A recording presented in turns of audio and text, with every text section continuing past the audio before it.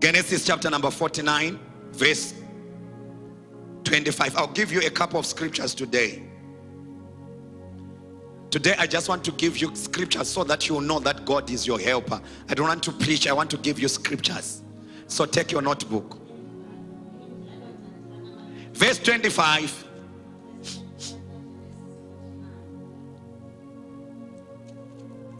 Are you there? Even by the God of thy father, who shall help thee, and by the Almighty, who shall bless thee with the blessings of heaven above, blessings of the deep, and that lieth under blessings of the breasts, of the breeds, and of the womb. This is the word of God. We ought to do what it says. Hallelujah. Exodus 18 verse 4. And the other was Eleazar, for he said, the God of my father was my help, and delivered me from the squad of Pharaoh.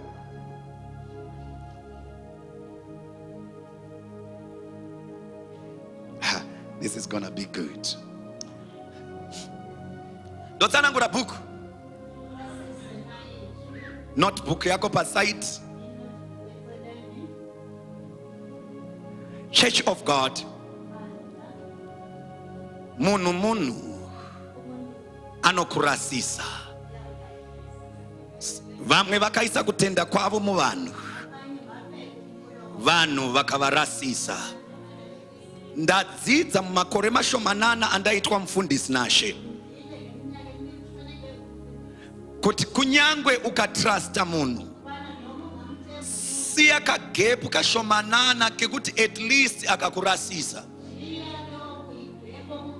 Nyangwe ukada munhu, siya kamwe kagepu kadiki kekuti zvichida akakurasisa. As long ari achinzi human being, anogona kukurasisa. It's only God who is not a man, who will never lie nor repent. Can I preach this thing unto you, church? Munu mwana wa mai anosanduka anogona kuudza kuti I will go to the moon and bring the moon for you on the Valentine, but one day munhu iye anokurasisa. Ndopa unozoona kuti dzanga dziri ngano dzechembere. Chechi yaMwari kuna Jehovah wamasimba ose, who is a covenant keeping God. And the Bible says, I feel like preaching standing in this place. Yes, he's a covenant keeping God.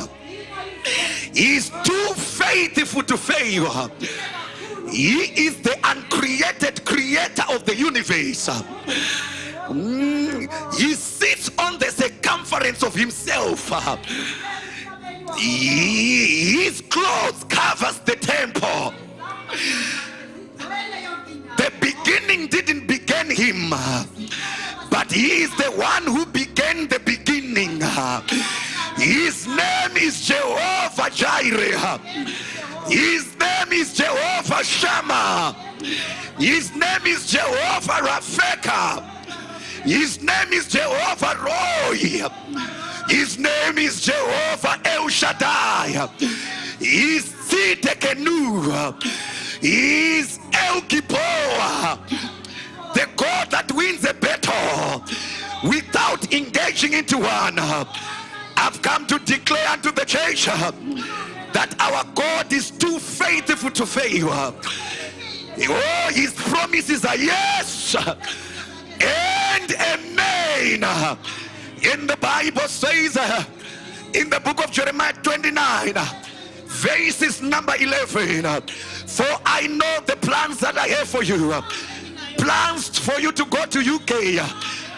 Plans for you to go to overseas. Plans for you to be married with a wedding. Plans for you to drive a ranch. Good plans for you. If I read that scripture very well, It didn't say plans for evil. God has got no plans for evil. As I'm looking in your future, there shall be no evil. Can I prophesy here? God has permitted me to enter into your future. I'm not seeing anything negative. Zvese zviri positive. Ndikuona zvese zviri jula jula.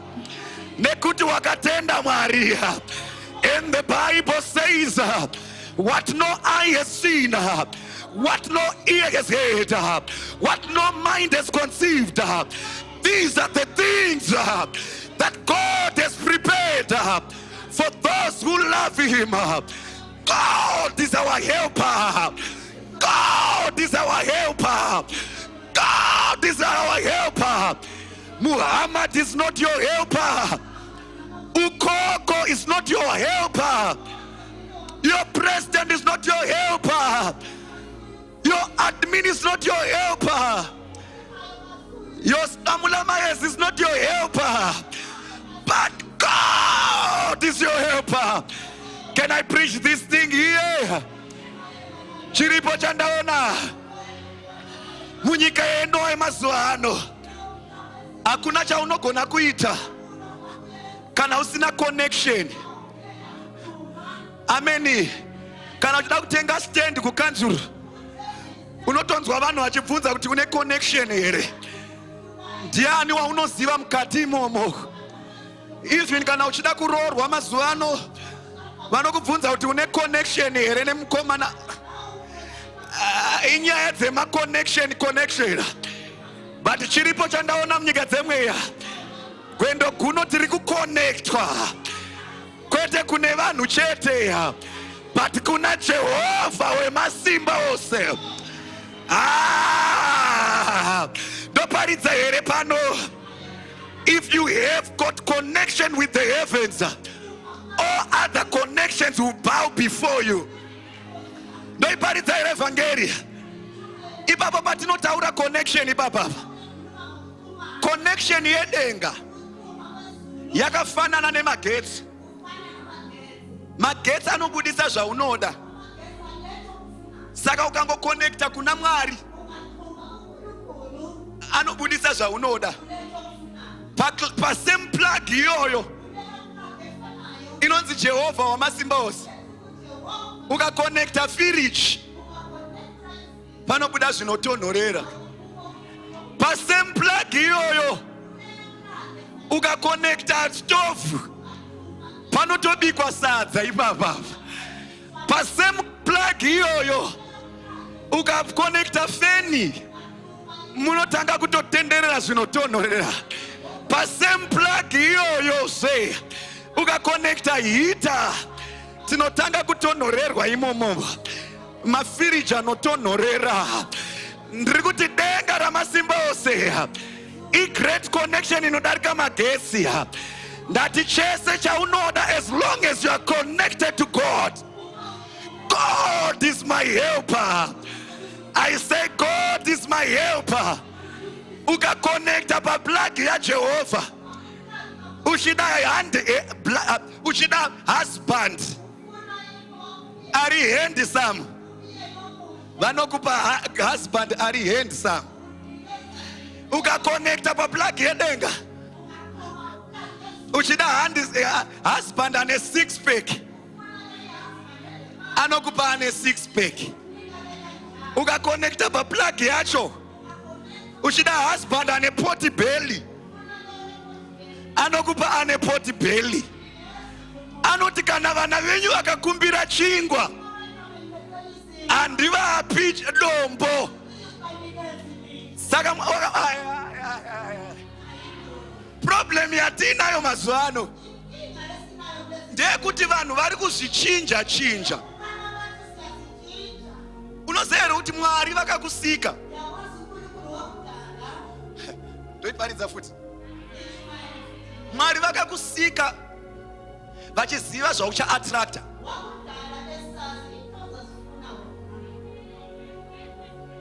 Ndodzika nayo.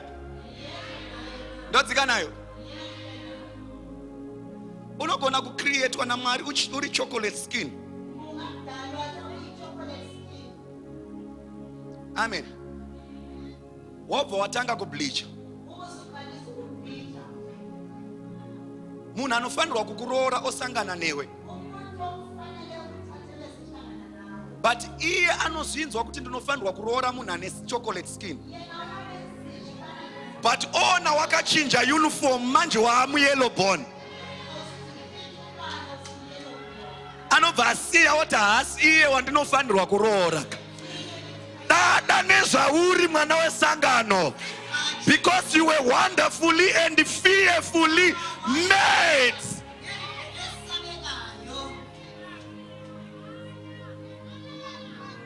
Ndodzika futi. Mazuva ano kune zvimwe zvima skin tight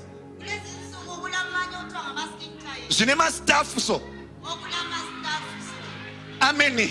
Saka vanhu vanozvipfeka voita wedzerero, rebeso yenyanyiso. Yeso wacho anoda kukuroora ari kunamatira slender, but owana iwe wakachinja uniform uri kufamba geje.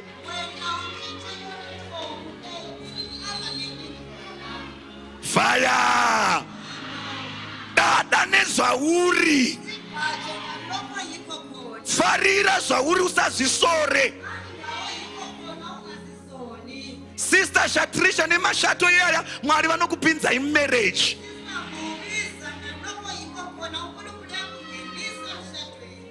Ndoiparidza mani.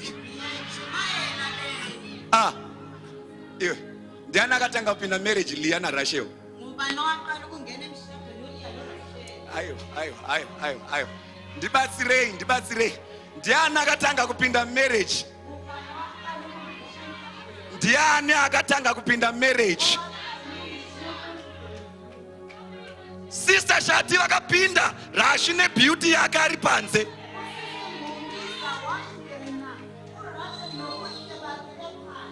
Muzari paside pako kuti unopinda mani we.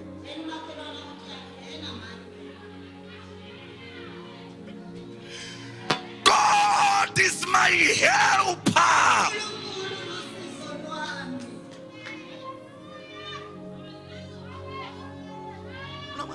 Mazuva ano vanhu vari kuzvichinja.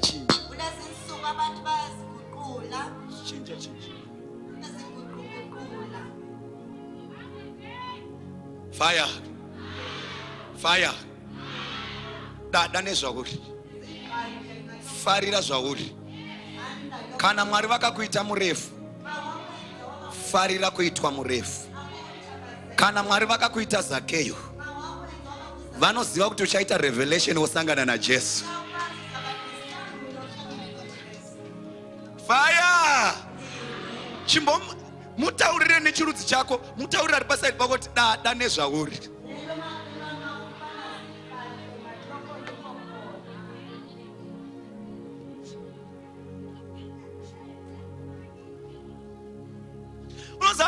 Unoona vanhu especially kuPentecostal, vane kuPentecostal vanoda chirungu zvisingaite, vada kunamata nechirungu so vanonzwa kuswedera padhuze naMwari kana vachinamata nechirungu. And havanamati nechirungu chete ka, vanamata in King James version. Thou art thou, thee are thou. Iwe namata nechirudzi chaunogona. Tenga Bible raunonzwisisa, overenga zvaunonzwisisa.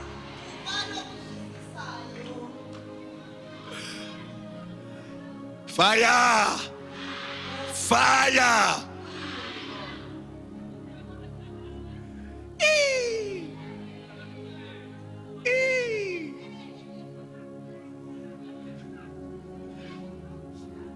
Arganisiane nayo deri mwezuwa. God is my helper. God is my helper. Ndauya kuzoparidza panapa. No matter how hard they may try to kill you, you will not die even a single second. Because people who are carrying a dream will not die. People who are carrying a vision will not die. They tried to kill Joseph, but God became his helper. They tried to kill Jeremiah before he fulfilled his assignment. And God raised an Ethiopian eunuch and delivered Jeremiah from the system of Maya. The same God that delivered Jeremiah is coming to deliver you. In the name of Jesus. Vanhu vari kutarisa mumunda as we speak. Vari kuona chibage chichitsva. And vari kuti gore rino vakomana kunogona kuita nzara. Zvino tichafa nenzara. Ndauya kuzokuparidzira mwana wamai. 2022, none of us shall be missing. Kunogona kutsva kuminda, but none of us shall be missing. God is our helper. He is our provider. Ndoparidza pamusoro paJose here. Ndofarira Mwari nekuti munhu waMwari zita renyu munonzi Jose. Saka ndiri kuparidza pamusoro penyu. Ndoiparidza here evhangeri. Inzwa kwakaita drought mumazuva aJose. But Jose akatakura season yeabundance. Saka kunyake leto kanta bahaso. Ndoiparidza. Ndoiparidza. Say preach, black men preach. Watch this, watch this, watch this. Jose ndiye akatakura abundance. My brothers are Jose, paari kutengesa Jose. Vachiendesa Jose ku Egypt. Vari kudzinga nyasha dzeabundance. Unoziva here kuti dai vakasiya Jose ari kuIsrael, dai vanhu vaibva kune dzimwe nyika dzese vachizotenga chikafu kuIsrael. But pavari kudzinga Joseph kuenda kuEgypt, vari kudzinga nyasha dzeabundance. Nekuti vadzinga Jose, chitarisa one panoita nzara, vakuenda futi kuEgypt kunotsvaga chikafu. Ndaona vanhu vachitevera iwe. Ndati ndaona vanhu vachitevera iwe. Pane dzimwe nyasha dzakadururwa naMwari dzekuti pauri pachange pari surrounded neabundance. Pauri pachange pari surrounded neabundance. I declare as a priest and a prophet of God, as God is commanding me to prophesy, that you are carrying a season of a harvest. Not just a harvest, not an ordinary harvest, but a bumper harvest. In the name of Jesus. Zaunotengesa zvichashayikwa mblawayo yose, zvichawanikwa pauri chete. Sei chumaela mutomnyama chumaela. Ndati ndauya kuzodeclare panapa kuti Mwari ari kusimudza Joseph, zvekuti unenge watarisa madzikoma wavati ndini uya uya wamakaramba, tarirai ndava gavhena, ndini uya uya wamaitarisira pasi. Unoziva chi? Unomboziva chi? Unomboziva chi? Ndakatomborambidzwa kuita mufundisi. Ndakatomborambidzwa kuita mufundisi. Ndakavhoterwa kuquarter meeting Methodist. Kukweko vanhu 150 vakati mwana ngaende kuchifundisi. Vamwe vakati mwana 7 vanhu vakati against ngaregedze kuenda kuchifundisi. Ndofunga vakaenda kuMethodist vakanoziva itinonzi quarterly meeting. Vanhu 8 vakati neutral. Zita rangu rikasumudzwa rikaenda kunonzi kuSynod, rikanodzoserwa kunzvimbo inonzi from Synod raifanirwa kuenda kunonzi connectional. PaSynod ndobva ndadzoswa kuquarterly meeting. Kwanzi tarisai kuti vanhu 7 ne8 ava vamurambidzirei kuenda kuchifundisi. Vanhu 150 vataende, but ndakadzoswa nevanhu 15.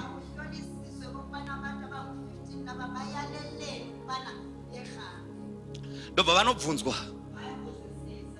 Ndobva kwanzi anoparidza ngati muPentecost. ipapo nasani ndambofushanya kune chechi inonzi Pentecost. Ndobva ndati rega ndimboenda kuPentecost kwacho ndinoona kuti kunoitwei. Ndobva ndaona vanhu vari kutaura nendimi ndikati oh ndezveshuwa. Ndobva ndaona madhimoni achimanifesta ndikati ndezveshuwa.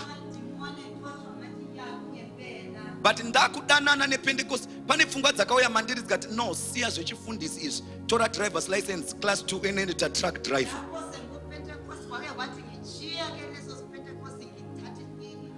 Ndobva ndaenda kunotora, ndakaita 5 lessons. 5 lessons kunopinda mumadrum kudai, kupinda mumadrum kudai, so kupiwa chi driver's license pasina kudhiza, pasina chi 5 lessons. Ndobva ndati Mwari vanoda kuti ndiite truck driver. Amen.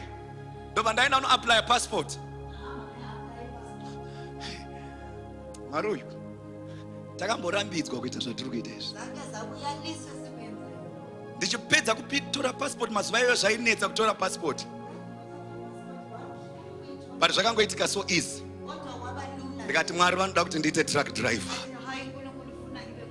Ndichibuda papassport office mugweru, izwi raMwari ndobva rataura, kana uchida kuzoparidza uri muwheelchair, enda ikoko. Amen. Ndakabva ndaziva zvazvinoreva. Saka nhasi ndiri kuparidza pano, kune vanhu 15 vakataura kuti haana calling. Kune vanhu 15 vakavhotera kuti akwanise kuita chifundisi. But pavaindirambidza vaindipusha kuti ndiende kudestiny yangu. Ndati ndiri Jose as I speak. Do you know what? You know what? Yes. I was laughing with my wife yesterday. Mu school of the prophetic, mu group randinoteacher, mune vanhu vataipinda nawo kuMethodist. Vakaona minana yakuitwa naMwari vakajoina the school of the prophetic. Kana ndaprofita pakaita matestimony vanikati yes papa. Dini Joseph uya akamborambwa akanzi haana calling. Tarisa uone nhasi akuunganirwa. There is a vision of millions of souls to. Ndiri kuparidza kune mumwe munhu panapa kuti pane chinhu chawakamborambidzwa ukanzi hauna kufitwa nacho. Ndiri kuti Mwari vari kuti enda unoita ichocho. Ichocho chawakarambidzwa ndo chichakusimudzira nezita raJesu. Am I preaching to somebody here? Pane vanhu vari pano varasa tariro, akapinda murelationship zvikafoira, akapinda marriage zvikafoira, akapinda mune imwe marriage zvikafoira, akutofunga kuti isusu maybe hatisive kunofanirwa kuroorwa. Ndiri kuti izvozvo zvawairambidzwa naSatani ndo zvandiri kuti God has come to be your helper. Mwari wangu, vana venyu vari kuzvinzwa here izvi? Zviri kubatika here izvi? Nandichiratidza mufundisi mameseji nezuro. Nandichiratidza mufundisi mameseji. Patakabuda kwatakabuda, ndobva tauya pano. Pane vanhu vakarwadziwa zvisingaiti, ndobva vatanga kutuka. Vakaenda pamaFacebook vakanotuka vakanota sei. Guess what? I didn't say a thing because I know they didn't know what I saw. Starting this year around January, February, the same people that were insulting me, they started sending message. Prophet tirudzewo pane venue. Ndiri kunzwa mandiri kuti Mwari vane shoko rangu riri mamuri. Amen and amen. You know, pandapindura ndichipindura message nerudo. Mufundisi vapedza kuverenga message yayo, nezuro tienda mberi, vakatanga kudzingudza. Vakati, Daddy, I fear your heart. Kuti vanhu vaikutuka ise vakaona messages. Kanzi, but nhasi muri kuvapindura, muri kuvagamuchira zvakadai so. Inzwa mwana wamai, ndaizviziva kuti havasi kuziva kwatiri kuenda uyezve havasi kuziva kwatiri kubva. Kune umwe munhu ari kukutukirira izvezvo achikutarisira pasi, haasi kuziva kuti uri in a potter's house. You are in a clay in a potter's house. God is molding you to be a great somebody. The impact that you are going to cause in this world, it shall not be looked down upon. That impact yauchaita, even vavengi vako vachati, the Lord has done a great thing for them. Havasi kuzvinzwa. Ndoda kurelease a blessing yekuti ex wako achati I'm sorry.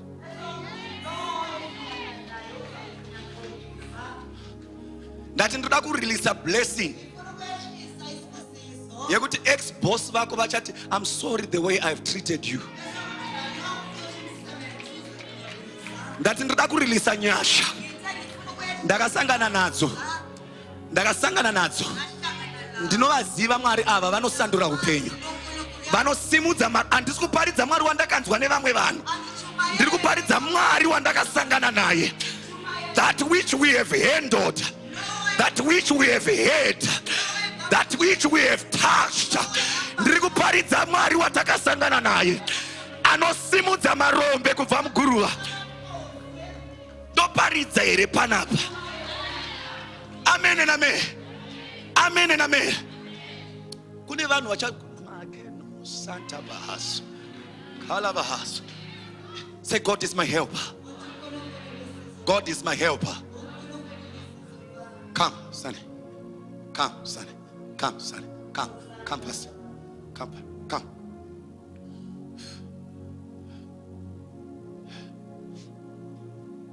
Joseph. Now he looks exactly like an Egyptian. The way he's dressed is like an Egyptian. The way he's beer like an Egyptian.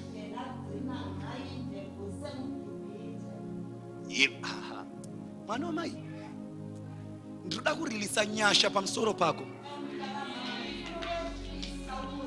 Zekuti vavengi vako vachatadza kukuziva. Vanhu vari pano havadi kugamuchira. Maybe that there is a supernatural grace and favor that is coming upon your life. That God is going to literally change you. Your classmates shall not notice kuti ndiwe. Your age mate will not notice kuti ndiwe. God is going to change you physically and literally. Sit down for a while. Imi. In a natural world, would you think my brothers are Joseph? Anga kanga young brother yabo. Even vave ne makore mangani. Vanasisi venyu vakaenda ku UK kudhara mungava kangano imi. Saka say my brothers ari kutadza kuziva Joseph. Kunyangwe Jose achinja hembe achinja zvese. Saka Jose haana kungochinja physical appearance. Akachinja even spiritual appearance. Ndikuona Mwari vachichinja even your spiritual appearance. The devil knew you as a sinner. The devil knew you as a poor somebody. The devil knew you as a person of disappointment. The devil knew you as a beggar. The devil knew you as an employee. But God is changing things in the spirit. I declare and decree as a priest and a prophet of God. Machinjirwa uri kuitwa na Mwari. Never kukadzidza newe vachatadza kukuziva.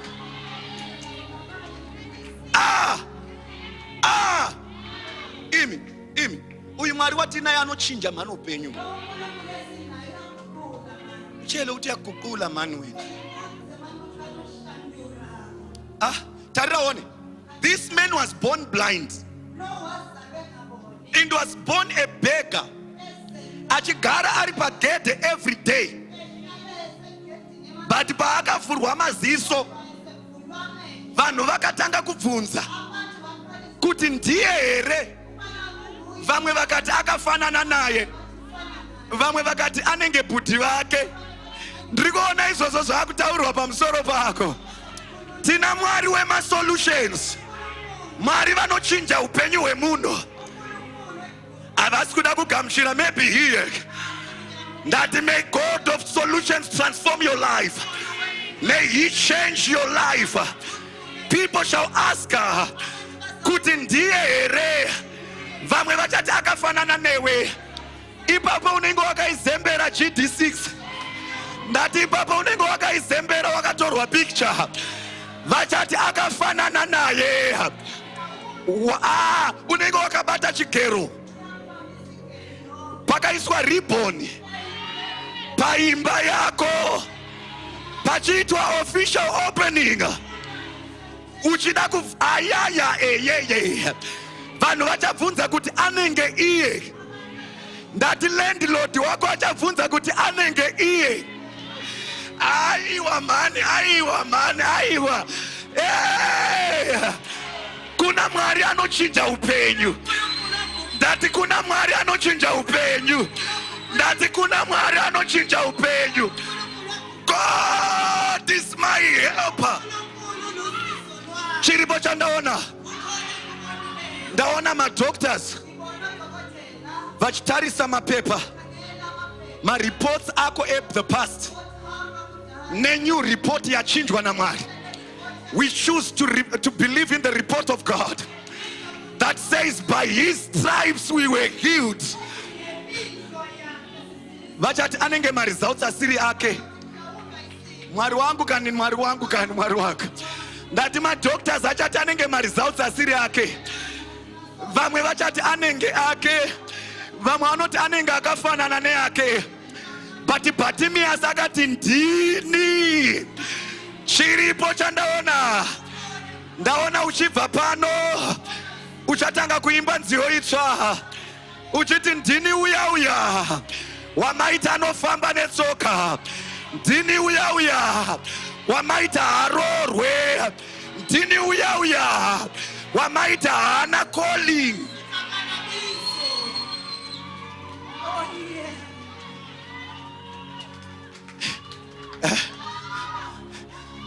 Mwari munoshamisa. I love you so much. Munhu akamborambidzwa chifundisi. Now I'm seeing Ukraine. I'm seeing Russia.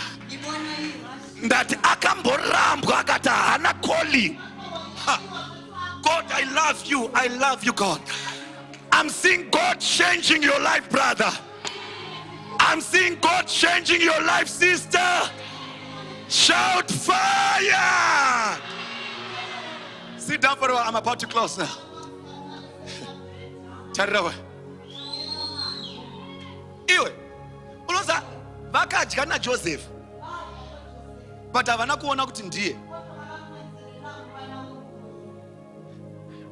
Amen. Kana Mwari vakuchinja, avachinje countenance yako chete. Vanochinja futi ne bank account.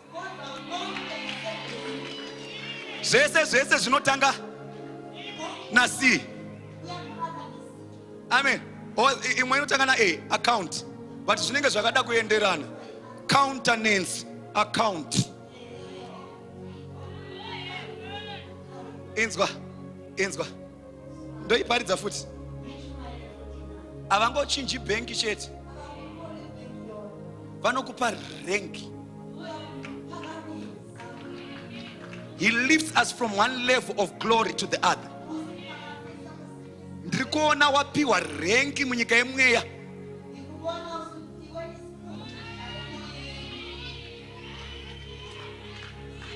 Amen. Mama vakafistira mwana wesangano nesu. I think she's there. Amen. So mama waya akatanga kundiudza nezuro ndabva kumberi. Kwanzi She has employed. I gave you a prophet and I prayed for you for that door, and then God opened the door. Right?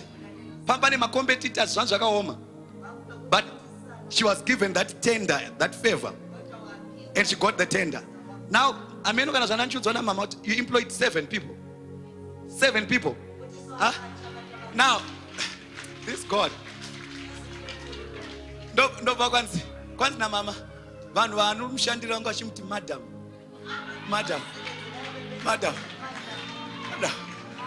I mean, that Mwari uyu anochinja upenyu. At one point, she was an employee about 2 years ago. You were working like basem pakada kufanana nepakadaro. But iko zvino maakushandirwa. Uyu Mwari uyu anochinja upenyu. That uyu Mwari anochinja upenyu. Fire. Achinja account chat. Anochinja even your language, the way you talk. Joseph achitaura navo. Aitaura navo nechi Egypt. But pana translator. Izo zvavari kutaura. Joseph ari kuzvinzwa. But pane zvaitwa naMwari. Mwari vachinja even language yake. Chechi ya Mwari. Ukajoina a new culture. Culture imwe neimwe ine dressing yayo. Culture imwe neimwe ine language yayo. Ndoiparidza hereki. Munhu akapfeka muZulu unongomuona nemapfekero echiZulu kuti muZulu. Amen. Ingori iko zvino patakatora the English culture. Yatakupfeka hembe idzi. But pane culture yokuti unonyatsoona kuti uyu mupfekero wake ndewechirudzi. Patakabva kunyika tikauya kuna Kristu tinofanirwa kusiya dressing dzekunyika. Joseph paakamira apa, even hembe dzaakapfeka dzakachinja. He is not dressed like the Hebrew people. He is dressed like an Egyptian. Kana wauya kuna Jesu, unofanirwa kuchinja even mapfekero. Kune dzimwe hembe dzinopfekwa kumabichi dzisingapfekwe mutown.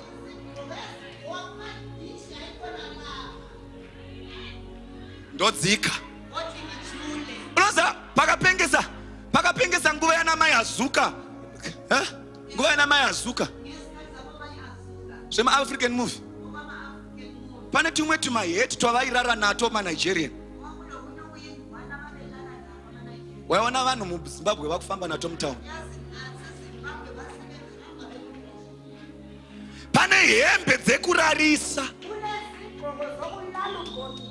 Pane hembe dzekunoswimisa.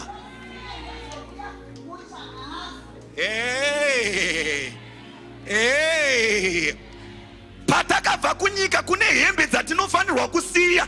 Tachinja culture. Tauya kuna Jesu. Let it be attested that this is a Christian. Vana baba nana mai kune hembe dziri muwardrobe dzinoda kunopiswa.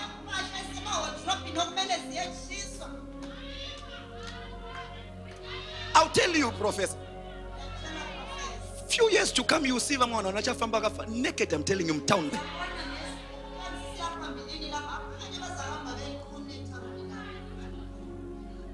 It's better people to call you outdated when you are preserving your Christian culture.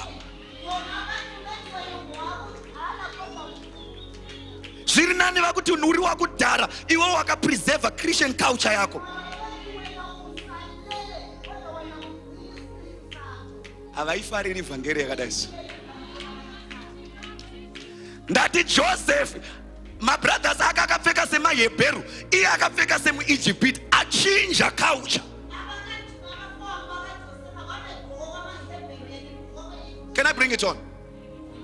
Can I bring it on? Exodus chapter number 2. The daughters of Ruel were not an Egyptian man has delivered us. Talking about Moses. Here is my question. Was Moses an Egyptian? Huh? Moses was a Hebrew man. But paakachengetwa ari kukaucha yechi-Egypt. Mapfekero ake anga akupfeka semu-Egypt. Matauriro ake anga akutaura semu-Egypt. Ndo problem yatinayo, tiri kuramba tichitaura ne-language yekwa Satan. Zvakadzvanya, zvakasunga, zikupa ma-00, zikupa ma-11. Tichiri kuramba tichitaura ne-language yekwa Satan. Yet kunoku kwa Mwari tine language yedenga. Yekuti kunyangwe ndisiri kuona mari, language yekwedu inoti I am blessed. Kunyangwe ndichiri kurwara inoti let the sick say I am healed. Let the poor say. This is the language of the kingdom of God. Even if I don't have a dime in my pocket, I'm rich. I'm rich. I'm rich. Amen. Amen. I remember long back. Nansina kana chinhu chandaiona 00 dololo 0 munyika dzemweya. But pamabhuku angu ndandakanyora kuti an international preacher. Amen. Nansina kana 1 chandaiona. Kuchikoro kwandaenda kundo theology. Vainditi visionary. Vaitani? Visionary. Nansina kana vision 1. Nansina changa chiri chiprofita. Mwana wamai dzidza kutaura zviri positive. Ndo language yekwedu. Language yeumambo ndekuti I shall make it. I shall drive that 4x4. I shall be married. Inini chete pachatoita ring chete. Whether Satan anoda kana uta anoda, ndati aba ring inotopfekwa chete. I will not die. Hey! Oh, dofire. Ndisina kuipfeka. Uzari pasati baka I will not die. Ndoendepi? Ndisina kuipfeka. Ndati akuna ari pano achafa asina kukwira ndege.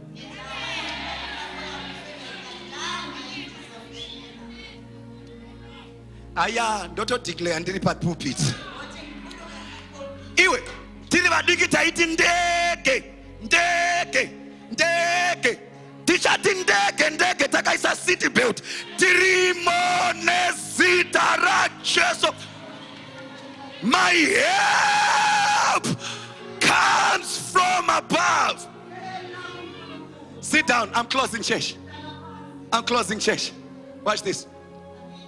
Language ya Jose yakachinja. Kana wachinjwa language na Mwari. Inzwa vakanzimira don't go anywhere. Tarry unto Jerusalem. And they tarried unto Jerusalem. When they tarried in Jerusalem, takuchinja ne language. Amen. Look at this. In the Bible says, the heavens opened, and the cloves of tongues came upon them. Their language was changed. They were heard leponizo ovid anidoske, kelene komeno obidasko. Frison vadaya kototo meleto. Prinos evreda ali comperato. Shikataya. Eneno elemere kotoperenas ovea. Now, Peter would look unto Bartholomew and say, Kelenoske evridosh kelehanto. And Bartholomew will say, Kenosivia or written apato. God is taking us into speaking in tongues. We are getting the heavenly language in the name of Jesus. Do you know Why angels are not visiting you? Because they know that you don't understand their language. The Bible says when you pray in tongues, you are praying in the language of angels. So if you cannot hear their language, they don't waste their time to come to you because you don't understand the heavenly language. But from today, God is going to be your helper. I declare as a priest and a prophet of God, God is going to be your helper. You shall start to understand the precepts and the concepts of the heavenly language. Speak in tongues to your neighbor. And let your neighbor answer in tongues. If you haven't received tongues, just say kenene, kenene. Shout fire. I'm closing, church. I'm closing. Now, Joseph is understanding their language, but he is pretending as if he doesn't understand it.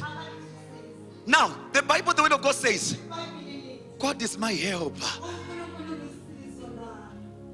Joseph withdrew from them. He went into a closet and he cried so bitterly and said, God, these are my brothers, the very people that have sold me into slavery. What should I do, God? These are the very people that have denied me access to my father. These are the very people. But today they've come now and they want me to feed them. And Joseph cried bitterly. And the Bible says, he said, can I bring it on? Guys, I heard you speaking. And you said you have got another young brother. And they said, yes, boss. Yes, boss. Now he is boss. And he said, if you've got another brother, go and fetch for your brother. And they went and they took Benjamin with them. Why is it Joseph is asking for Benjamin? He knows his dream. I dreamt 11 stars bowing before me. But today my brothers are 10.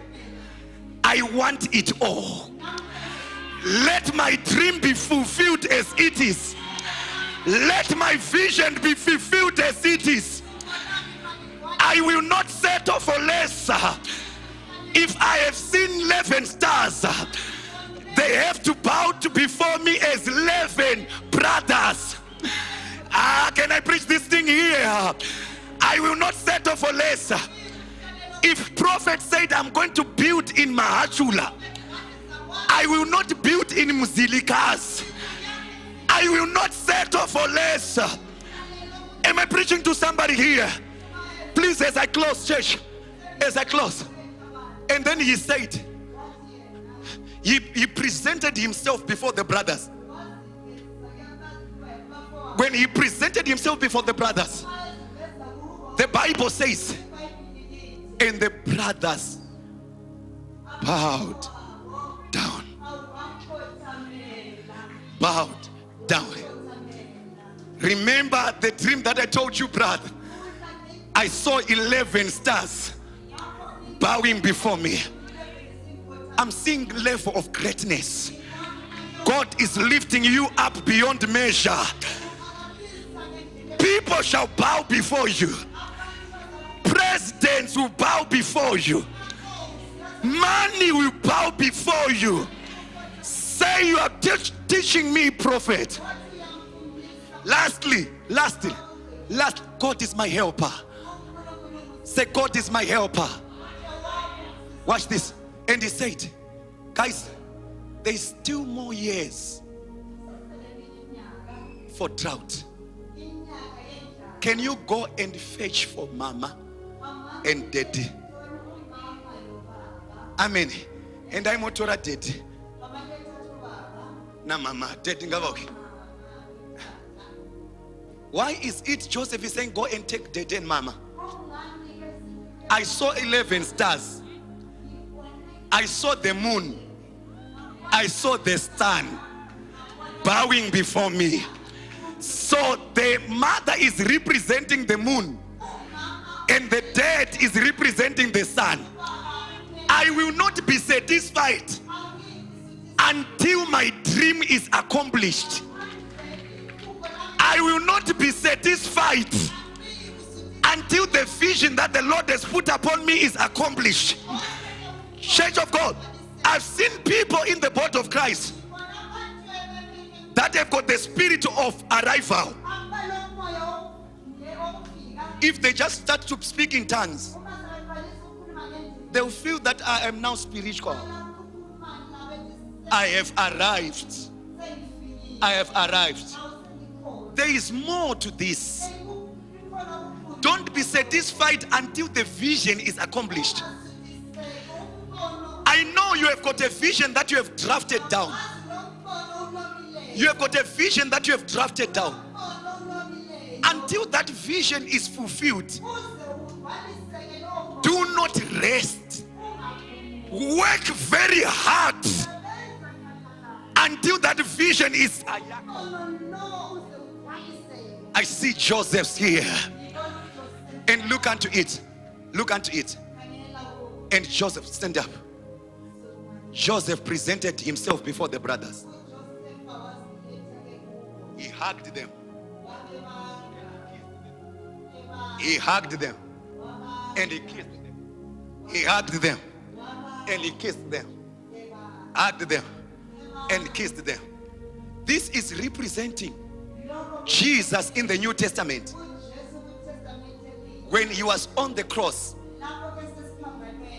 the disciple, including Peter, who was the close disciple, ran away from him, denied him 3 times.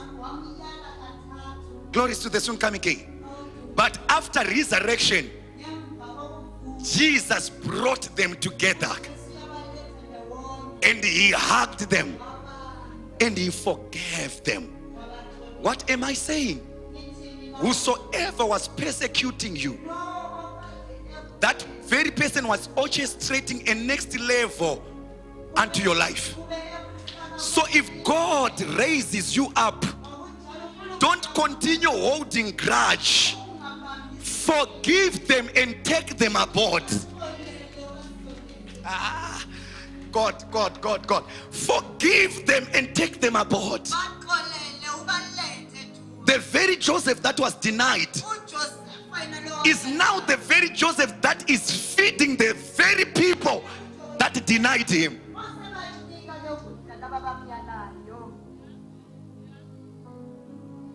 Fire. This is real Christianity. Christianity without forgiveness is fake. Can I preach this thing here? As you stand on your feet. Thank you. I feel it in my heart that God is raising giants in this place that shall put their trust in the Lord. I feel it in my spirit, and I'm led to prophesy upon your life that Joseph, your vision is coming to pass. I'm here to minister unto Joseph here that which that God has purposed you to do, you shall accomplish it in these days. There are many people that are in here that have got a calling to be pastors. You are not going to die until you build a church for the kingdom of God. God, I feel like preaching here. There are many people that are in here that are called to be kingdom financiers. You are not going to die until that vision is accomplished. God is going to be your helper. The Bible says promotion doesn't come from the south. Promotion doesn't come from the west. promotion comes from above. I declare upon somebody today, your help is coming from the Lord. Your help is coming from above. He's taking you out of the dungeon of the enemy. He's taking you out of witchcraft. He's taking you out of poverty. He's taking you out of a habit of sin. In the name of Jesus, I see God lifting you up, and He's lifting you higher and higher. For we don't serve a dead God. We serve a mighty God. He is the same yesterday. He is the same today. He is the same forevermore. If God says yes, no man can say no. If God lifts you up, no man can bring you down. I see your doors opening, sister. I see your doors opening, my brother. In the name of Jesus. Whew. Tell your neighbor. Say, neighbor, I feel it in my heart that the Joseph in me is going to manifest. Say, neighbor, neighbor, take my phone number today, because tomorrow you may be my secretary. Give glory to Jesus.